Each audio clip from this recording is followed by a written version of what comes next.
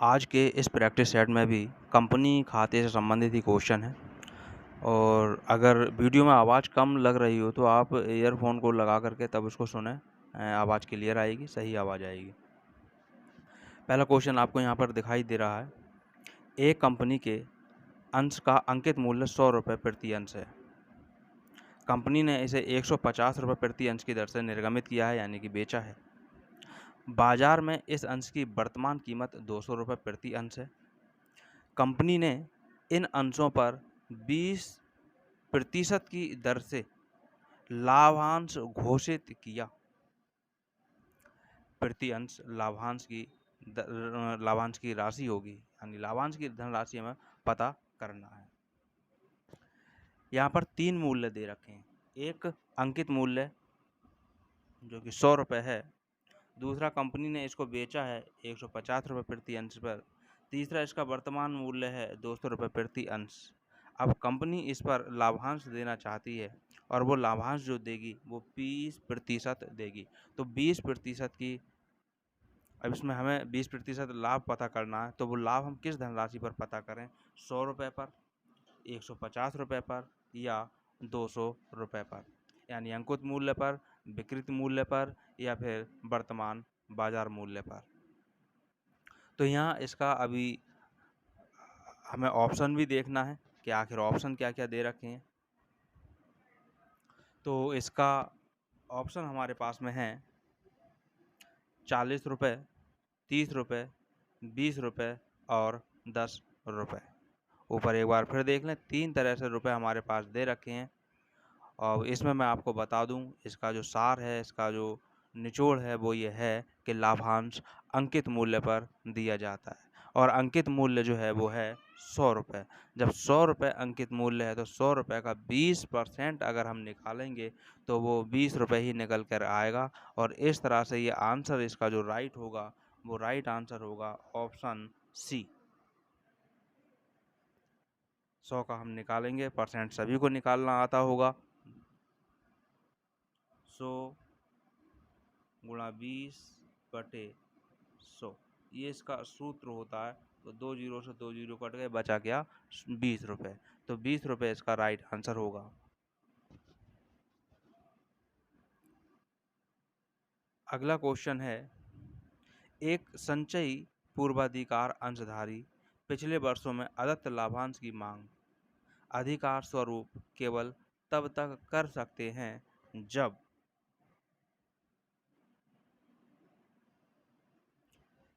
पर्याप्त लाभ हो, बी कंपनी का समापन हो, सी पर्याप्त तरल कोष हो, डी उनको लाभांश देने से पूर्व संचालकों ने समस्त अंशधारियों को लाभांश वितरित करने को प्रस्ताव किया हो। यहाँ 4 ऑप्शन हमारे पास में है। क्वेश्चन को एक बार फिर देख लें। एक संचयी पूर्वाधिकार अंशधारी पिछले वर्षों में अदत्त लाभांश की मांग अधिकार स्वरूप केवल तब तक कर सकते हैं जब, अब यहाँ पर ऑप्शन आप देख रहे हैं, तो राइट आंसर इसका होगा जब कंपनी का समापन हो, यानी बी इसका राइट आंसर है। अगर कंपनी का समापन हो रहा है तो इसकी अधिकार स्वरूप इसकी मांग की जा सकती है। हरण किए गए अंशों के पुनर्निर्गमन पर जो लाभ होता है उसे किस खाते में हस्तांतरित किया जाता है? हरण कर लिया गया है अंशों का, उसका पुनर्निर्गमन किया, पुनर्निर्गमन पर जो लाभ हुआ है उस लाभ की यहाँ पर बात चल रही है कि उस लाभ को हस्तांतरित किया जाएगा, वो किस में किया जाएगा? ऑप्शन है अंश प्रीमियम खाता, पूंजी संचय खाता, आहरण खाता, अंश आहरण खाता। तो राइट आंसर यहाँ पर हमारे पास होगा बी पूंजी संचय खाता। जर्नल में अगर अब इसकी एंट्री करेंगे तो जर्नल में जो एंट्री होगी वो एंट्री होगी शेयर फॉर फ्यूचर अकाउंट, यानी अंशहरण खाता टू कैपिटल रिजर्व अकाउंट। ये इसका लेखा होगा। इस तरह मैं करके दिखा देता हूँ। शेयर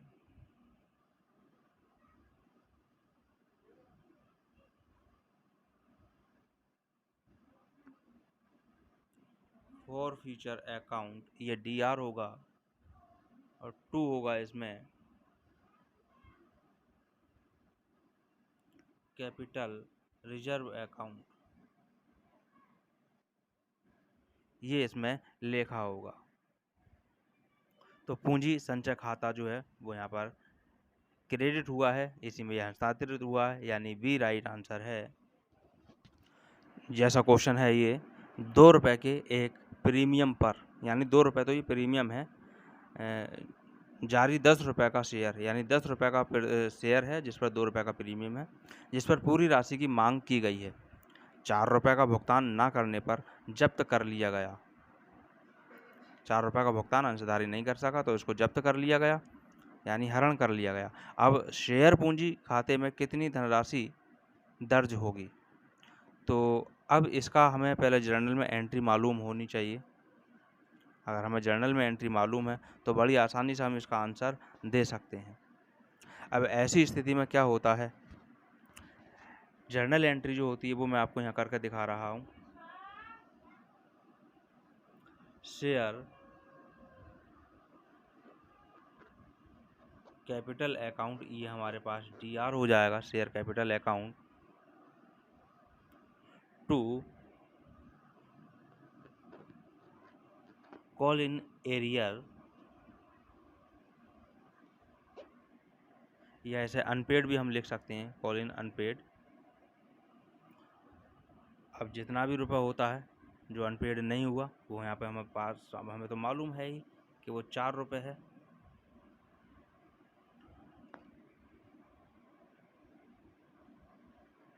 ये 4 रुपये है, और टू शेयर, क्योंकि अंशहरण खाते को हमें क्रेडिट करना है, तो टू शेयर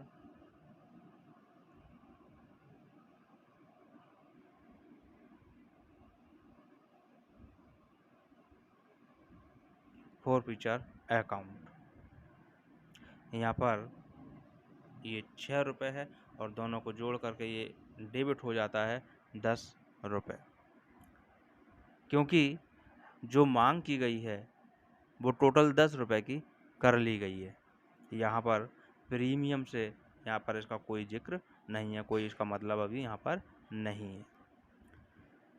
यहाँ पूछा गया था कि पूंजी खाते में, शेयर पूंजी खाते में कितनी राशि दर्ज की जाएगी। शेयर पूंजी खाता यानी अंश पूंजी खाता, तो अंश पूंजी खाता हमारा ये हो गया, और इसमें है 10 रुपये, तो इसका राइट आंसर 10 रुपये होगा। ऑप्शन को अब देख लेते हैं क्या इसमें ऑप्शन है। एंट्री आपने समझ ली होगी, शेयर कैपिटल अकाउंट DR रुपये बाद में लिखे जाएंगे, टू कॉल इन एरियर 4 रुपये क्योंकि दे रखे हैं, to share forfeitures account 6 रुपये है, तो 6 और 4 दोनों मिलाकर के 10 होते हैं। इस तरह से ऑप्शन को अब देखते हैं, रुपये हैं 12, 10, 8, 6, तो राइट आंसर हमारे पास में बी यानी 10 रुपये होगा। अगला क्वेश्चन है, 1 रुपये के एक प्रीमियम पर जारी 10 रुपये का एक शेयर जिस पर 9 रुपये प्रीमियम सहित मांगी गई है और 7 रुपये प्रीमियम सहित प्रदत्त है, जो जब्त कर लिया गया, पूंजी लेखा नामे जानी चाहिए। 8 रुपये, 9 रुपये, 7 रुपये या फिर 10 रुपये, ये हमारे पास ऑप्शन है। तो यहाँ भी हमारे पास इसी तरह का है,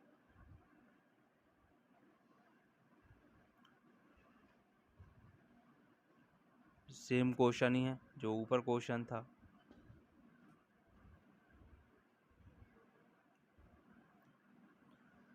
तो राइट आंसर इसका जो है वो होगा 8 रुपये। सेम क्वेश्चन है ये। 8 रुपये।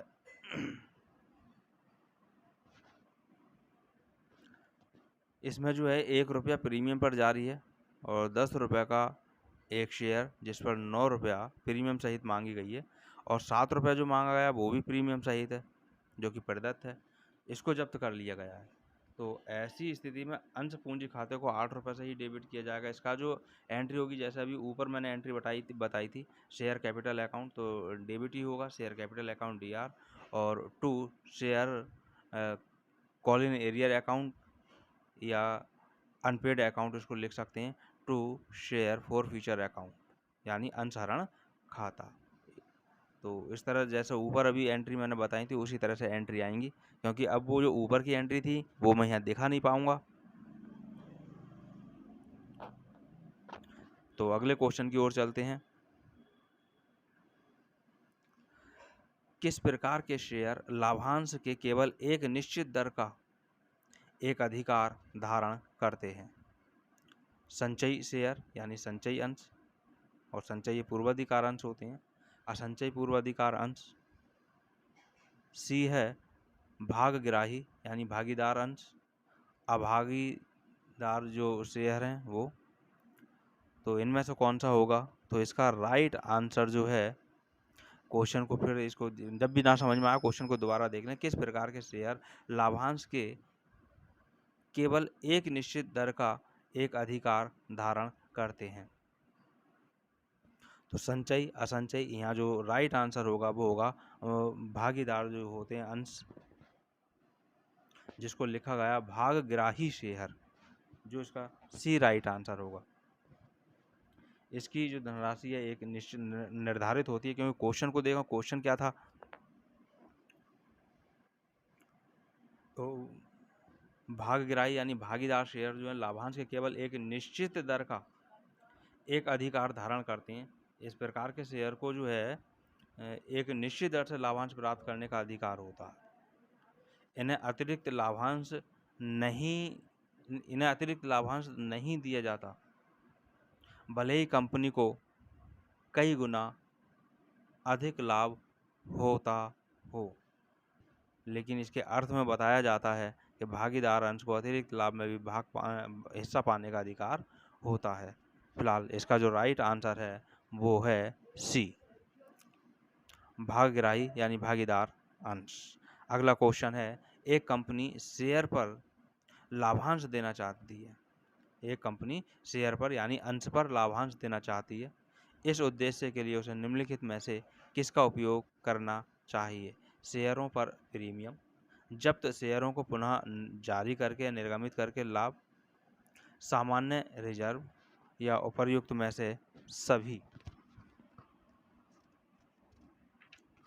तो यहाँ इसका जो राइट आंसर होगा सामान्य रिजर्व, जनरल रिजर्व जिसको बोला जाता है, इसमें से इसका उपयोग कर लेना चाहिए। सी राइट आंसर होगा। अगला क्वेश्चन है, वे अधिमान शेयर जिन पर 2 वर्षों तक लाभांश भुगतान नहीं होने के कारण शेयर धारक मत देने के अधिकार का दावा कर सकता है? ऑप्शन है हमारे पास अवशिष्ट भागी अधिमान शेयर, परिवर्तनीय अधिमान शेयर, संचयी अधिमान अंश, असंचयी अधिमान अंश। तो इसके बारे में बड़े आसानी से आप लोग बता सकते हैं, समझ सकते हैं। संचयी राइट आंसर, संचयी अधिमान अंश या संचयी पूर्वाधिकार अंश, ये मत देने के लिए दावा कर सकते हैं। Right answer C. क्वेश्चन था, वे अधिमान शेयर जिन पर 2 वर्षों तक लाभांश भुगतान नहीं होने के कारण शेयर धारक मत देने के अधिकार का दावा कर सकते हैं। भले ही 2 वर्ष इन पर लाभांश ना दिया गया हो, 2 क्या भले ही से 4 वर्ष लाभांश ना दिया गया हो, फिर भी मत देने का दावा कर सकते हैं, यानी संचयी अधिमान अंश। अगला क्वेश्चन है, 10 रुपये प्रति अंश शोध्य पूर्वाधिकार अंशों में से कौन सा शोधन हेतु उपयुक्त है? क्वेश्चन को देख लें, 10 रुपये प्रति अंश शोध्य पूर्वाधिकार अंशों में से कौन सा शोधन हेतु उपयुक्त है? नंबर ए, जिन पर प्रति अंश 2 रुपये प्रार्थना राशि ही भुगतान किया गया है। बी, जिन पर प्रार्थना राशि तथा 3 रुपये प्रीमियम तो 3 रुपये प्रति अंश आवंटन राशि का भुगतान किया जा चुका है। यहाँ भुगतान शब्द है, ये गलत टाइप हो गया है।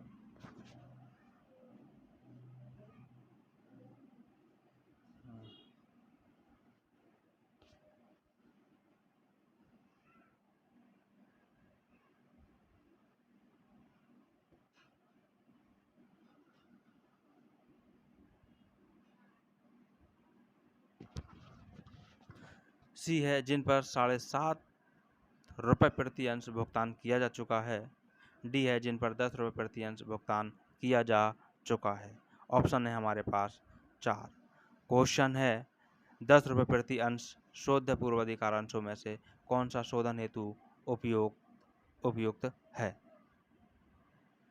तो राइट आंसर जो इसका होगा, जितना इस पर हो गया है उतने का ही, और वो रुपए हमारे पास 10।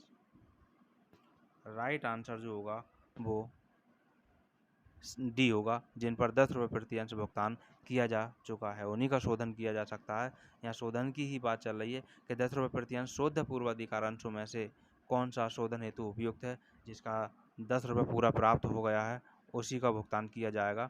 अगला क्वेश्चन हमारे पास है, जब कोष को पंजीकृत करना हो तब मौजूदा अंश धारकों को निर्गमित किए जाने वाले अंशों को कहते हैं। जब कोष को पंजीकृत करना हो तो अधिकार निर्गमन, बोनस अंश, पूर्वाधिकार अंश और इनमें से कोई नहीं। तो राइट आंसर जो इसका होगा वो होगा बी, यानी बोनस अंश निर्गमित किए जा सकते हैं। अगला क्वेश्चन है 11, अंश अपहरण यानी हरण जब्त खाते को चिट्ठे के दायित्व पक्ष में दिखलाते हैं। संचय एवं आधिक्य के अंतर्गत चुकता पूंजी में जोड़कर। सी है, चालू दायित्व एवं प्राविधान के अंतर्गत, और डी है, उपरोक्त में से कोई नहीं। राइट आंसर इसका होगा चुकता पूंजी में जोड़कर। चुकता पूंजी में जोड़ करके, जिस पूंजी को चुकता कर दिया गया है। क्वेश्चन को एक बार फिर देख लें। अंश अपहरण जब्त खातों को चिट्ठे के दायित्व पक्ष में दिखाया जाएगा, यानी चुकता पूंजी जो उस पर चुकता पूंजी हो गई है उसी को जोड़ करके उसमें दिखाया जाएगा। अगला क्वेश्चन हमारे पास में है 12, यदि पूर्वाधिकार अंशों का शोधन प्रीमियम पर करना हो। ध्यान से इसको देखें, यदि पूर्वाधिकारी अंशों का शोधन प्रीमियम पर करना हो तो प्रीमियम की राशि का भुगतान हो सकता है अंश प्रीमियम या लाभ हानि खाते से, अंश पूंजी खाते से, लाभ हानि खाते से और पूंजी शोधन खाते से। ये हमारे पास ऑप्शन है।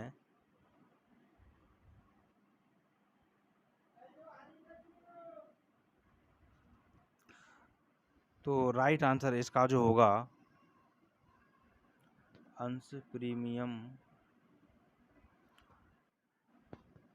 यदि पूर्वाधिकार अंशों का शोधन प्रीमियम पर करना हो तो प्रीमियम की राशि का भुगतान हो सकता है। ठीक है, ए ही इसका राइट ऑप्शन होगा।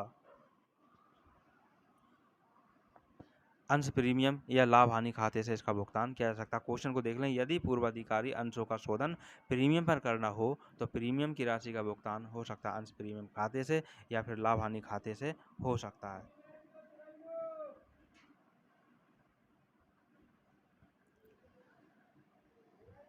अगला क्वेश्चन हमारे पास में है, निम्न में से किन उद्देश्यों हेतु अंश प्रब्याजी का प्रयोग किया जा सकता है। ऋण पत्रों पर छूट को अपलिखित करने में, कंपनी के प्रारंभिक व्ययों को अपलिखित करने में, बोनस अंश निर्गमित हेतु या उपरोक्त सभी। यहाँ राइट आंसर होगा कि जो भी है कि निम्न में से किन उद्देश्य हेतु अंश प्रब्याजी, अंशों पर जो प्रब्याज है 10 रुपये का अंश 12-13 रुपये में बेचा गया तो अधिक जो धनराशि उसका प्रयोग जो है इन सभी कार्यों में इसके लिए प्रयोग किया जा सकता है। यानी राइट आंसर जो होगा वो डी होगा, क्योंकि यहाँ पर ये भी ठीक है, ये भी ठीक है और ये भी ठीक है, तो इसलिए यहाँ राइट आंसर जो होगा वो हमारा होगा डी, उपरोक्त सभी। अगला क्वेश्चन है, अंशों के हरण के संबंध में अंकेक्षक को देखना चाहिए। क्या देखना चाहिए? पार्षद सीमा नियम, पार्षद अंतर नियम, अध्यक्षीय भाषण या लेखापालक के कर्तव्य। तो यहाँ जो राइट आंसर होगा, अंकेक्षक को क्या देखना चाहिए? अंकेक्षक को देखना चाहिए पार्षद अंतर नियम, क्योंकि अंशों के निर्गमन संबंधी जो रूल्स दे रखे होंगे, जो भी नियम शर्तें दे रखी होती हैं, वो पार्षद अंतर नियम में। और पार्षद सीमा नियम में तो पार्षद सीमा नियम में कंपनी की कुल पूंजी, जो अधिकृत पूंजी है, वो उसमें दिखाई जाती है। तो राइट आंसर बी होगा। अगला क्वेश्चन है, एक कंपनी द्वारा अंशों के निर्गमन पर छूट की राशि को दिखाया जाना चाहिए। छूट की राशि को, ऑप्शन है लाभानी खाते के डेबिट पक्ष में, आर्थिक चिट्ठे के संपत्ति पक्ष में, सी है लाभानी खाते के क्रेडिट पक्ष में, और डी है आर्थिक चिट्ठे के दायित्व पक्ष में। तो राइट आंसर जो होगा इसका, वो होगा आर्थिक चिट्ठे के संपत्ति पक्ष में।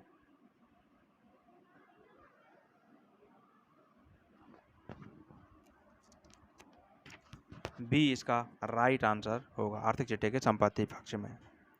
तो एक बात फिर कहूँगा कि जो भी क्वेश्चन है, हर क्वेश्चन को कई कई बार देखा जाए तो क्वेश्चन जरूर पक्के होते हैं, सफलता जरूर मिलेगी। आज के लिए इतना ही।